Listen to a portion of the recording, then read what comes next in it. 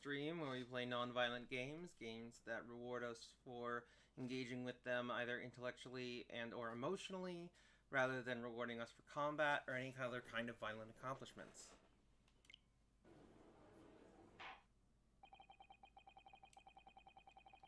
We are back with the Ace Attorney today. The Great Ace Attorney, rather. And remember, at the hour mark, I am going to, I'm going to take a bit of a break because doing all these different voices gets pretty taxing. So just giving myself just a few minutes to let my voice recuperate, I guess, to come down from everything is helpful. So, yep.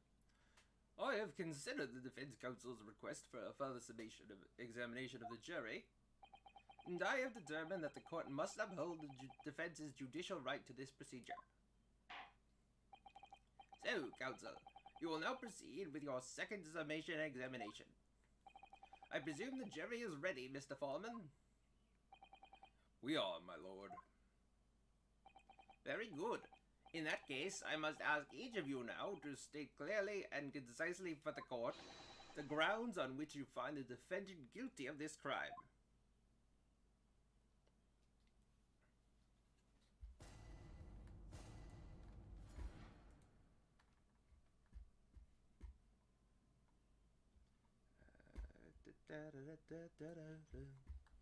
Sorry. Just had to... Okay. The accused left behind evidence at the scene, didn't he? Those 3 books of his. If there was some novel alternative explanation about how the victim was stabbed, I might reconsider. Even if the woman was throwing books, it can't be related to this crime if the... Yeah, no, hold on a second. Let me check.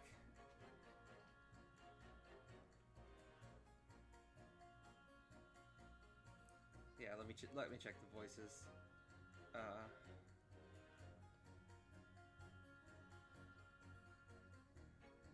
Let's see.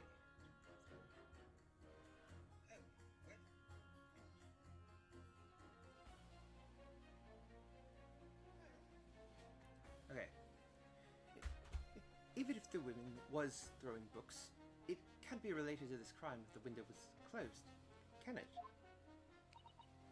Dearie me, it was only a little book, hardly life-threatening, even with a direct hit. Dearie me, it was only a little book, hardly life-threatening, even with a direct hit. I haven't really settled on a good voice for her yet, for Joan. Dearie me, it was only a little book, hardly life-threatening, even with a direct hit. Yeah, that works. Dearie me, it was only a little book, hardly life-threatening, even with a direct hit. Look, I just want to get this over with. If I don't bring home some pay tonight, I'll be in a tiny bit of trouble. Look, I just want to get this over with. If I don't bring home some pay tonight, I'll be in a tiny bit of trouble. Come to think of it, we had a fire at home a while ago. It gave me the sneezes. Yes. Considerably more tangible arguments from all members of the jury this time around, it seems. With one notable exception, of course. My learned student friend was unable to find fault in the previous witness testimony. So the court must accept the fact that it was indeed the accused seen fleeing from the scene. And moreover, no one else was even at the scene to commit the crime. Well, if the eyewitnesses are correct, it would seem as if the conclusion is somewhat set in stone. I don't get this. How can you be an eyewitness and not be in the same place? Like, how could... I don't understand.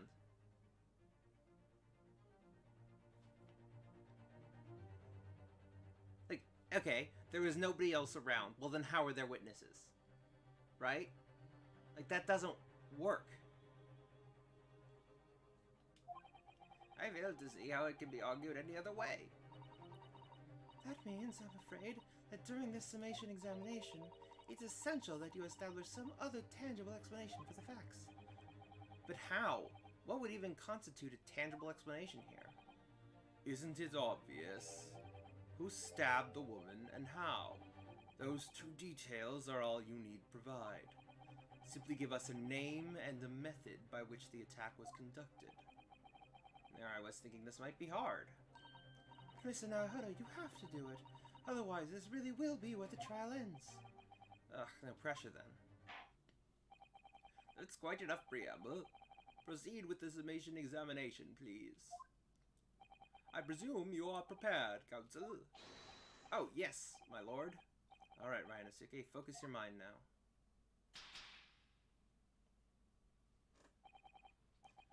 Clearly, the key to this summation examination is going to be juror number 4, the maid, or should I say Mrs. Garadeb. We have a book that disappeared from the Garadeb's house on the evening of the incident, and the 4th book found in the victim's hand. There must be a way to link the two. Yes, that's what we have to find. Using every technique I've learned in my short career so far, whatever it takes. Don't forget to keep an eye on Mrs. Garadeb and how she reacts, even to the things other people say.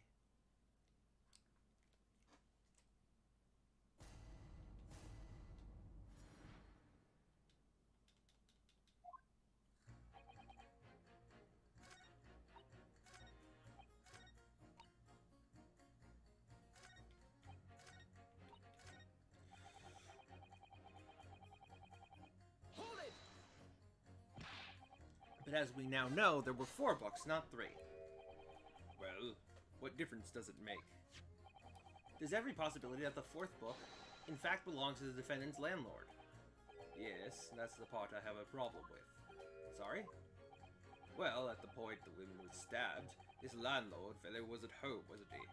Enjoying a fiery scrap with his wife or something, you said. It's not exactly how I put it, no. Well, anyway, the point is the fellow and his wife were somewhere else when it happened.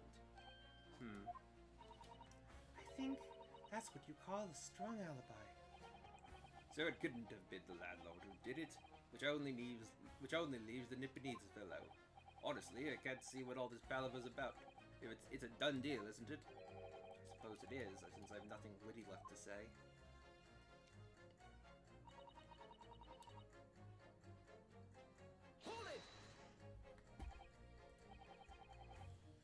So, you might be willing to change your decision, you mean?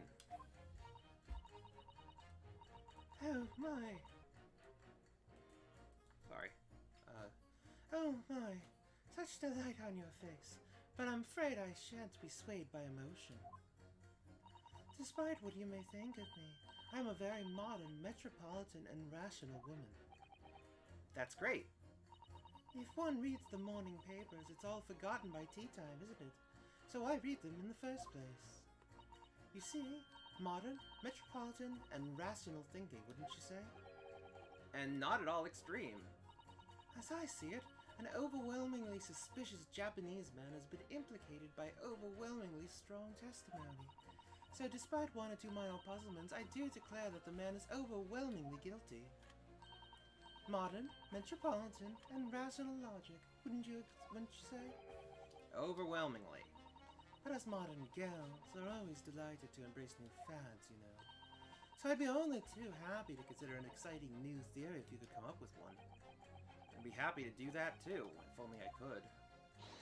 Let's do our very best not to disappoint the modern and metropolitan young lady.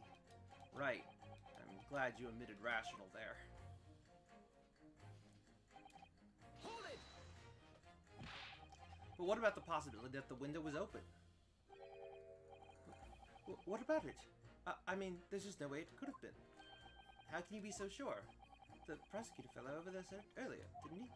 Windows in London are no joke. You don't want to invite that sort of cold indoors. So no, the window wasn't open. Us Londoners like sitting by the fire and staying warm, see? But you couldn't categorically state that the window wasn't open, could you? It just wasn't. They wouldn't have opened it. Then what's the point in even having windows, huh? Counsel, you will kindly refrain from childish bickering. Oh, sorry. Somehow I need to show there's an undeniable possibility that the window was open. Because this young man isn't going to budge otherwise. Hold it! You just want to get this over with. How can you sit there and say something like that? A man's future is at stake here. Well, him and me both then, like I said before. What? I told you already, I'm a day laborer, aren't I? If I don't bring home some readies with me tonight, you'll find me floating down in the Thames tomorrow morning. What? You heard me. My missus isn't one to mess about, you know. She could be fierce, believe you me. Another shining example of marital bliss, then. A situation like this cropped up the other day. It was, well... Do you know, it's funny, but I can't quite remember. That's not the voice I gave him, is it?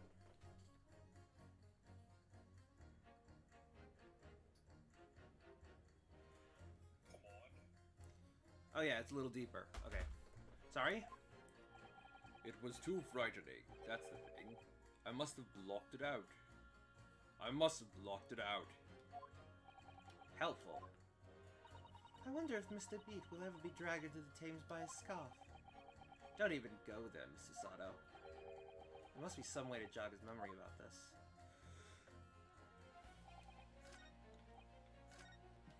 Hold it! But the little book was on... It's playing with fire to betray fire in love. Isn't it? Well, don't you agree? Oh, well, any kind of betrayal is certainly a bad thing, yes. But I think the argument might have arisen out of your misunderstanding, Mrs. Garrideb. Never mind that. The point is, we were just having a jovial little dispute, nothing more. And I won't have any more of these suggestions that it was anything whatsoever to do with this crime. Right, well, we'll see about that. But what about juror number 5? He doesn't seem to be turning a hair at Mrs. Garrideb's relentless onslaughts. I tell Mrs. though he's used to it. What a gentle soul he is.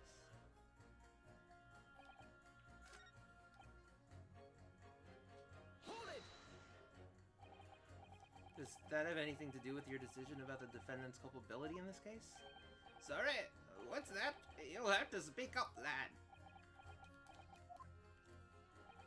Could you tell us more about that? Anyway, I mustered all my puff to blow them out. Only I must have blown wrong somehow. The flames didn't go out, but candles went flying all over the room. The furniture caught and everything went up. The whole place filled with smoke. Definitely sounds like devil worship to me. And by the sneezes, I presume you mean a cold? But how did you catch a cold from a fire? What a fiasco it was. The grandchildren, bless them, threw water over me as they tried to put out the flames. And then because the whole room had filled up with smoke, of course, we had to open all the windows to clear it. The windows... The biting winter rushed over me like the devil dancing on my grave, it did.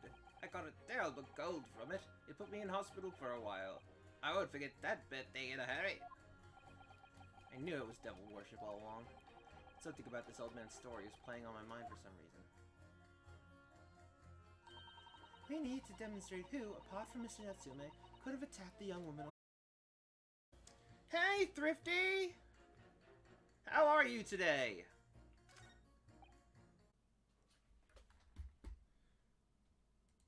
Oh, that does remind me. I forgot to put my usual link to my Discord in the chat. Badoop.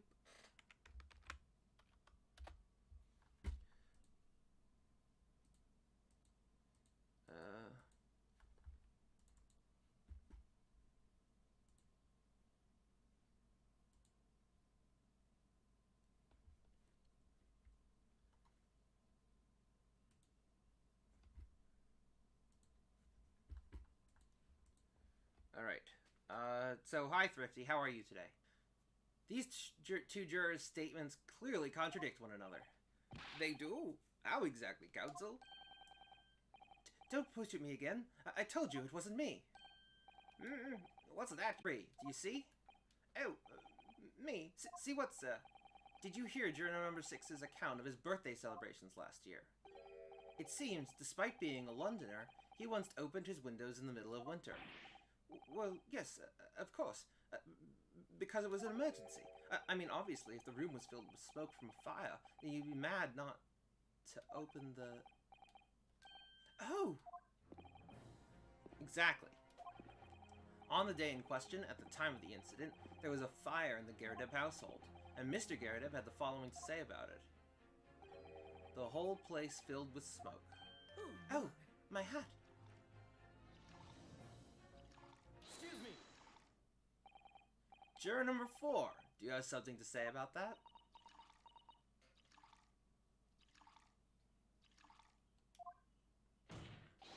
Mrs. Garadeb. Dearie me. What is the meaning of this? How dare you imply that I'm hiding who I really am? It's imperative that you confirm something for the court. So please, it's time to drop the pretense now. What is it? When the fire started in your house that day, did you or your husband open the window? What? I beg your pardon, what are you insinuating?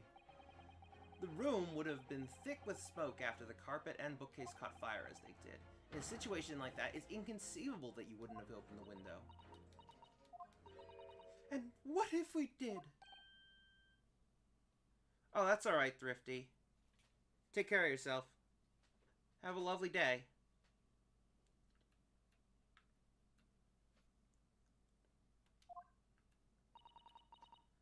Oh, alright then. Yes, you're right. My husband was frantically trying to open the window, which can't have been easy since I continued to give him a justly deserved book battering. Even though your house was on fire? Oh, he never stopped throwing until the anger subsides. It would be terribly bad for the nerve to do otherwise. Of course, I should have realized. That's a significant step forward, Mr. Naruto. You've managed to establish that the window was open. We simply must have that added to Mrs. Garadeb's formal statement. Hold it!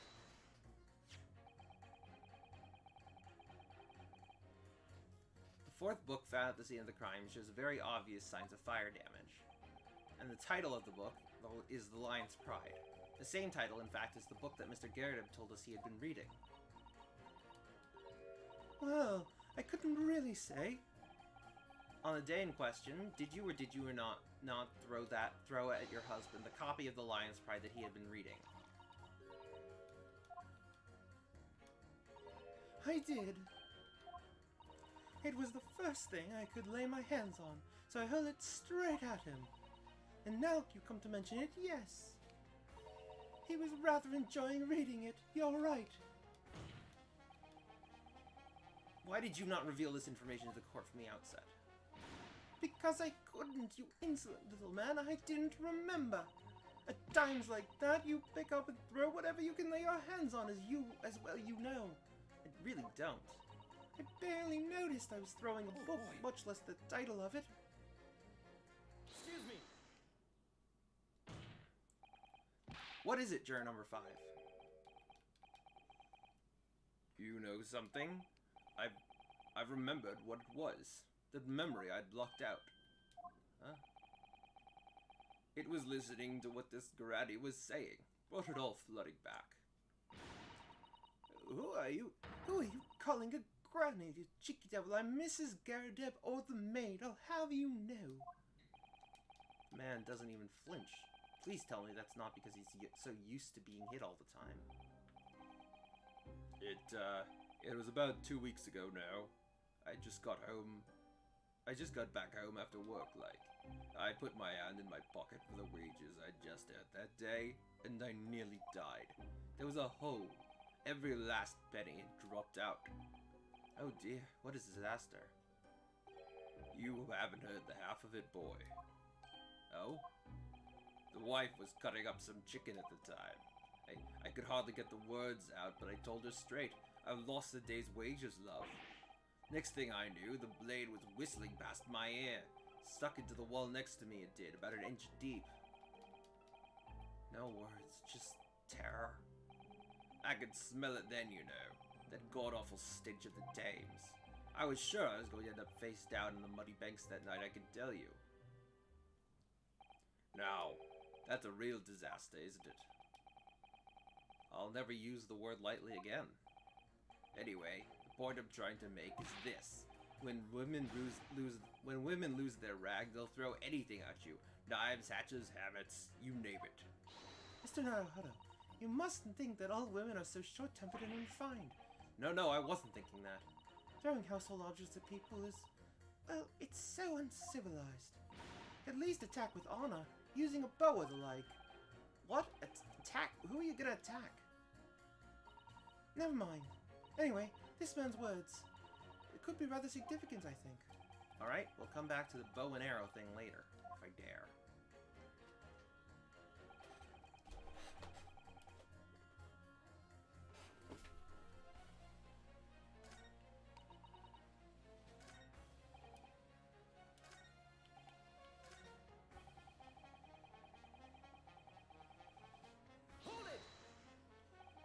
Your wife really threw a kitchen knife at you? That's right. She was chopping meat with it. Had a tiny edge on it, believe me. Still, it's all memory is, isn't it? Started with that smile she threw me when we were courting. And since then, the list of things she's thrown at me has grown along with our relationship. There was a cup, then a glass, then a pot, a kettle, a chair, a wardrobe, a cooker, a bathtub. Your wife must be even beefier than you. And things came to a head last week when she threw me right into the dames. Still, she's not so bad when she's calmed down. She's a little sweetheart, really. I'm so happy for you. If you want to know what I think this whole idea of ladies first that we're so obsessed with in this country was thought up by some clever lads who'd been tossed in the dames a few times, too many times by their wives. That's a very interesting theory. What a terrible thought. On the face of it, this juror's statement just sounds like a really extreme anecdote. But I think it might turn out to be an extremely powerful weapon. A weapon I might be able to use to make the jurors accept an alternative explanation here.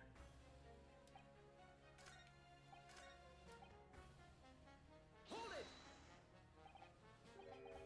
Did you change your statement from before? Well, yes. It was one of my most memorable birthdays, you see. I couldn't let it go unremembered. I'm sure the defendant will be delighted that you're using this trial to explore your past. And how is that memory related to this case exactly? Sorry, what's that? You'll have to speak up, I'm afraid. Never mind. This is deaf as a post, when he wants to be. But actually, this old man's anecdote might just provide the alternative explanation I need to make my point to some of the other jurors. We used unlit candles on my birthday this year. It's safer that way. So the window was open. So the window was open when the Gyarados were arguing that day. Yes, Mrs. Gyarados is finally to admit it to it, which is a very significant victory for the defense. I feel like the fog's starting to clear, and an alternative explanation to this case is starting to show itself.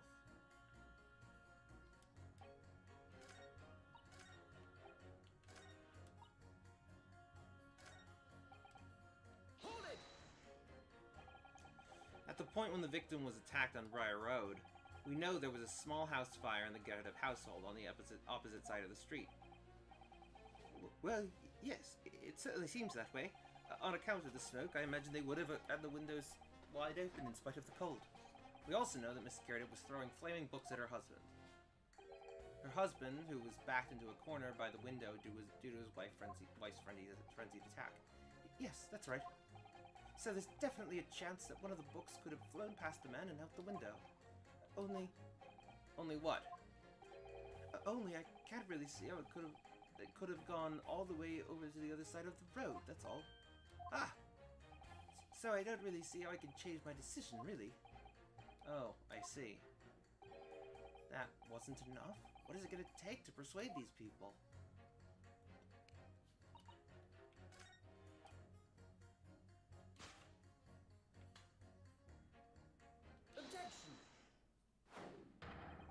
These two statements clearly have a deeply significant connection. Good grief. You mean they don't contradict each other? Explain, counsel, at once. Juror number 2, do you think perhaps that this could be one such novel alternative? Oh my, whatever do you mean? An alternative explanation as to how the victim was stabbed in the back. What are you talking about? We've demonstrated that the fourth book, The Lion's Pride, that was found at the scene of the crime, originated in Mr. Garrideb's room on the top floor of his house.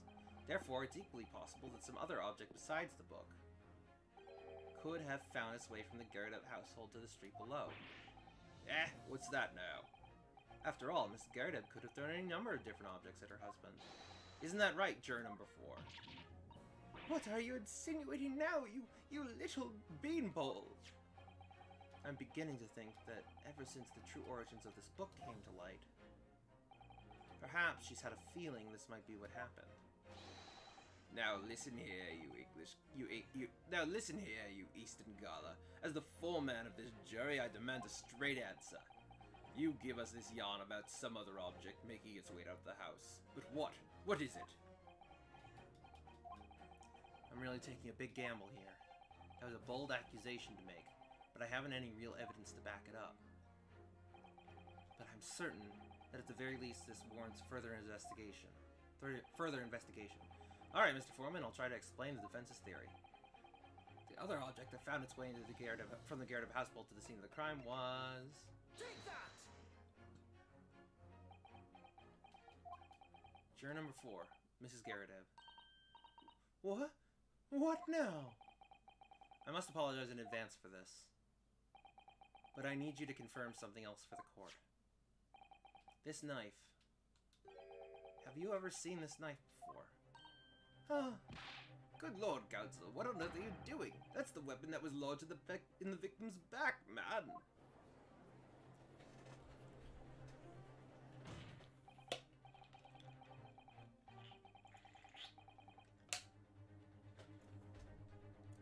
My lord, remember that when the victim was attacked, Mr. and Mrs. Garrideb were in the throes of an argument.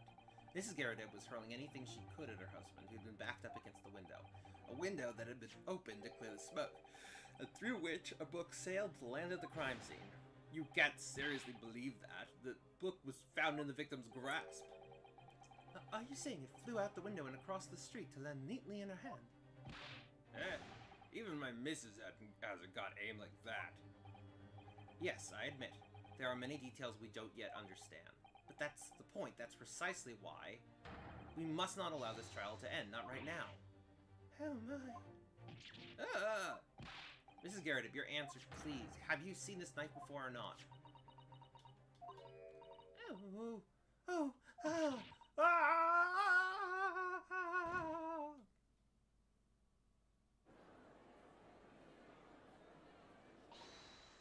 My lord. My lord, I wish to change my decision. I'm a woman of my word, after all. Thank you, madam. Yes, I agree. I certainly didn't see this coming, but I just don't think it would be right for this trial to come to an end now with so many unanswered questions. Mr. Foreman. I'd have to agree. Not that I think the karate did it mind. Yes, you know what? I'm not quite happy about this at the moment either. All together now, ladies and gents. All together now, ladies and gents.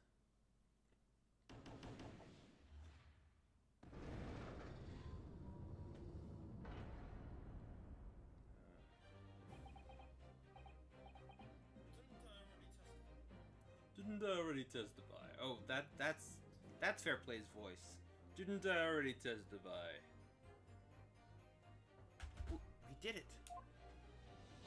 Oh, congratulations, Mr. Naruto.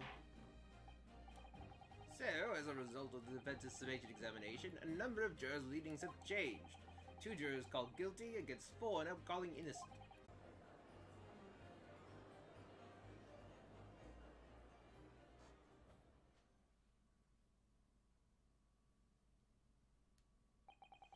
Now then, Lord Benzeeks, how does the prosecution wish to proceed?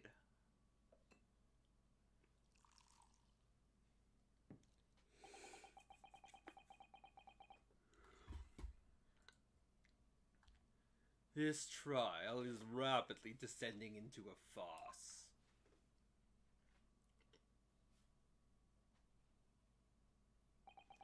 like a corked wine. The first few sips are bitter enough. But what follows is so repugnant. It's good for nothing save the gutter.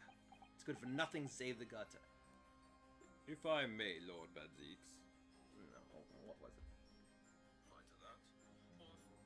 it? If I may, Lord Badzix. The defenses put forward a credible alternative explanation for what happened. Credible? Is that your considered opinion, Mr. Foreman? The defense's argument is a joke to which I barely know how to respond. Let me start by insisting that you must all familiarize yourselves better with the relative positions of those places being discussed. What do you mean by that? What's his angle this time?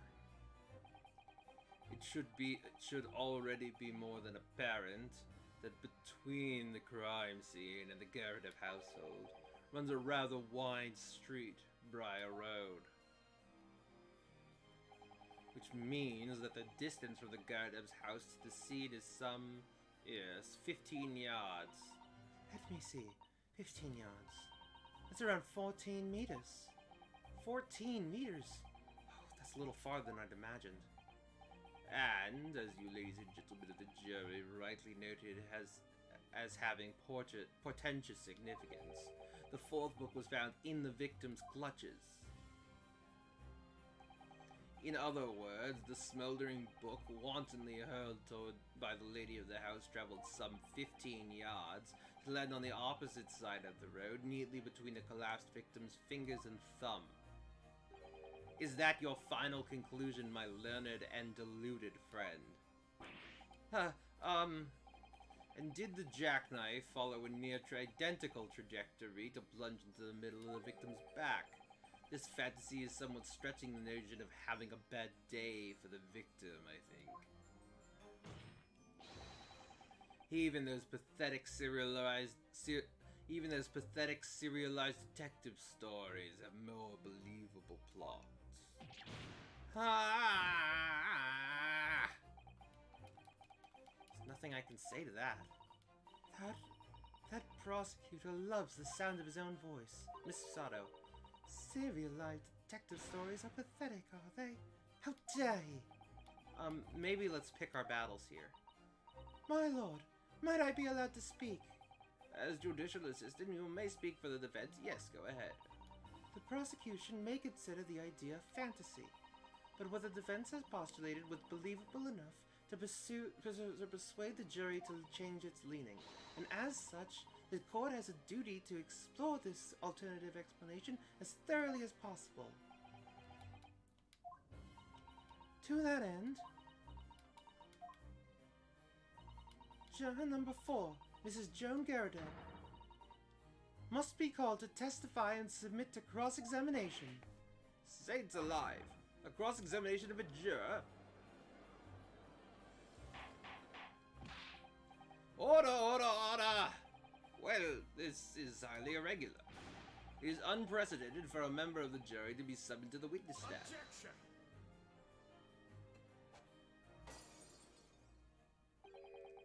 And unnecessary. Lord Vadzix! There are already witnesses in the stand whose testimony the defense may further cross-examine. If my learned friend's farcical theory has any truth to it, then both a burning book and a jackknife must have flown through the sky before this couple's eyes. And we must assume they would be able to testify accordingly. What say you, witnesses?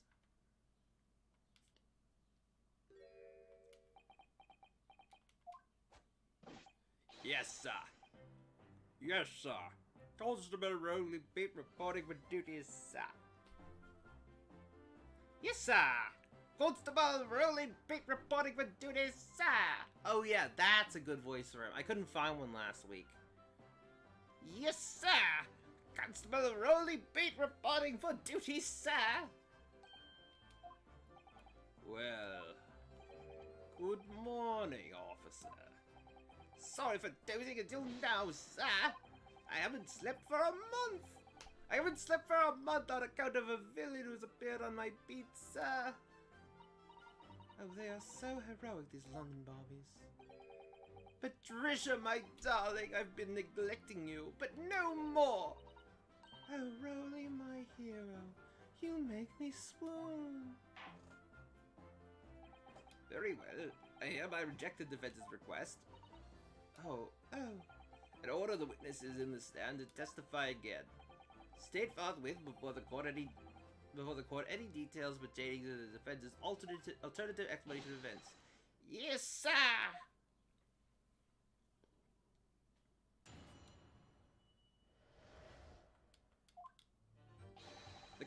This case has nothing to do with Mr. and Mrs. Garrett. Believe me, a London Bobby is as good for his word. You see, sir, the windows on the top floor of the Garrett house are top-hinged casements. Obviously, if anything had been thrown out of the window, we would have seen it. I did leave the scene to go and fetch help, but my trusty Rolly was there to make sure nothing was disturbed. I didn't take my eye off the crime scene for one moment, sir. Nothing strange to report on that front, sir. Well, this is quite startling. Top-hinged casement windows. That detail was not in the police report, Constable. Ah, yes. Sorry about that. I must have been a little drowsy. Use your sins with drowsiness every time, Constable.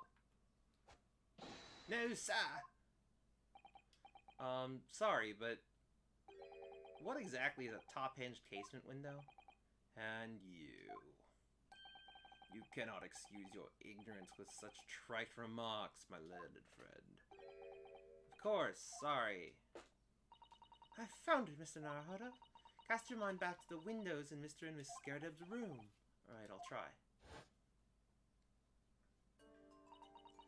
So, the window opens in order to allow air to circulate inside the house. But as it's a top-hinged casement window, it swings open along the upper edge, you see. I'm glad you've rectified your ignorance.